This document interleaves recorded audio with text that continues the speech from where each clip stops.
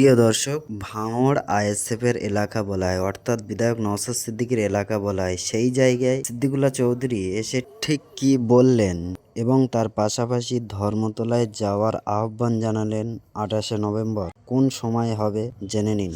আগামী 28 তারিখে নভেম্বরের সামনে বৃহস্পতিবার আল্লাহ চাইলে একটা জমায়েত হবে ধর্মতলায় রাসমণি হয়ে। পশ্চিমবঙ্গ রাজ্য জমিয়তুল মাহিনদের কমিটি সেটা আহ্বান করেছে। আমি আজকে ভাঙড়ে চিনিপুকুরে এসেছি। এখানে মুফতি সালাউদ্দিন সহ আরও জমিয়তের কর্মীরা আছে। এরা নিঃস্বার্থভাবে কাজ করছে। সব জায়গায় আমি তো ছুটতে পারি। নরেন্দ্র মোদী যে ওয়াকফ সম্পত্তি মুসলমানদের কাছ থেকে কেড়ে নিতে চাইছে, অর্থাৎ কেন্দ্র সরকার কি চাইছে? লোকসভায় এইভাবে কোনো সরকার ওয়াকফ সম্পত্তির বিষয়ে বিল অ্যামেন্ডমেন্টের জন্য সংশোধনের জন্য আনেনি। এটা লোকসভায় বিরোধিতা করেছে, যার ফলে 8টি মুসলিম সংগঠন বিরোধিতা করেছে।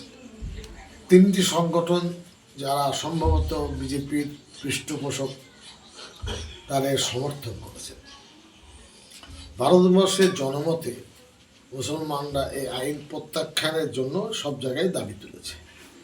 সেই দাবি এখানেও আগামী 28 তারিখে নভেম্বরের সামনে বৃহস্পতিবার আল্লাহ চাইলে একটা জমায়েত হবে ধর্মতলায় রাসমণি হয়ে।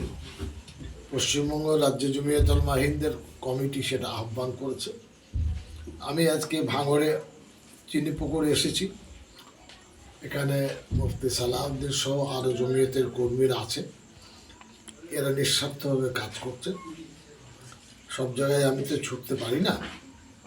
কর্মীরা কি করছেন না করছেন একটু সময় পেলে একটু দেখাশোনা করি। এবং জমিয়তের ডাককে মানুষ বিশ্বাস করে, জমিয়তের প্রতি আস্থা রাখে। আমি মোদী সরকারকে বলবো, এইভাবে মুসলমানদের অবস্থানকে পরিবর্তন করে দেবেন, ওয়াকফ সম্পত্তি বরবাদ হয়ে যাবে, এটা কেউ মেনে নেবে না।